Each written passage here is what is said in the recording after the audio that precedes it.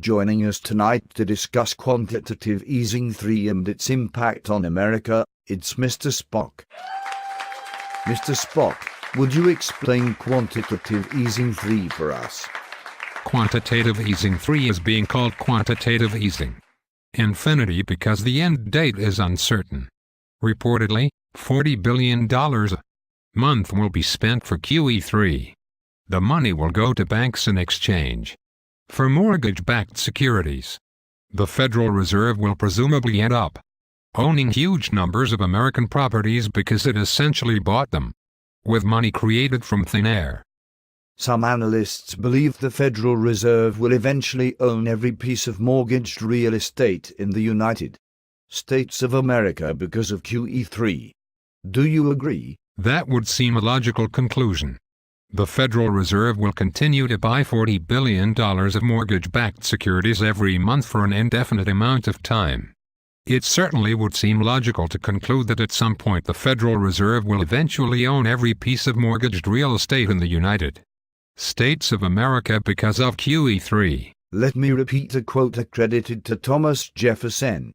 I believe that banking institutions are more dangerous to our liberties than standing armies.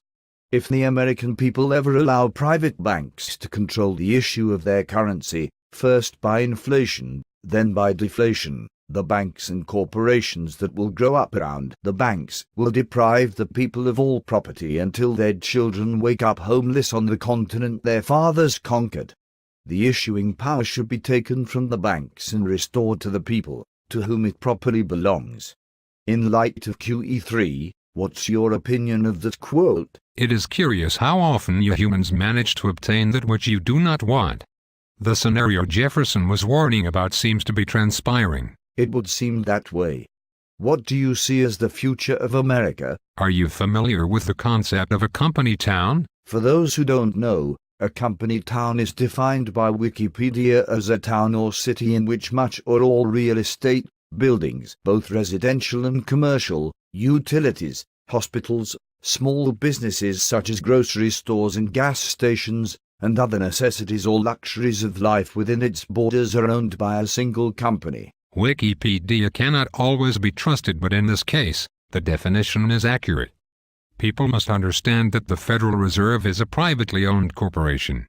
Therefore, QE3 will cause the company town comparison to be accurate to an extent. Is this situation potentially worse than Wikipedia's definition of a company town because in this instance the Federal Reserve will not only presumably own every piece of mortgaged real estate in the United States of America but essentially be in control of the money supply as well? It would appear that is the case.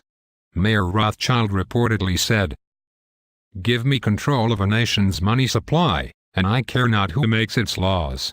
If you allow a privately held corporation to have that kind of power while presumptively owning every piece of mortgaged real estate in a country, the consequences may be catastrophic. Thank you, Mr. Spock.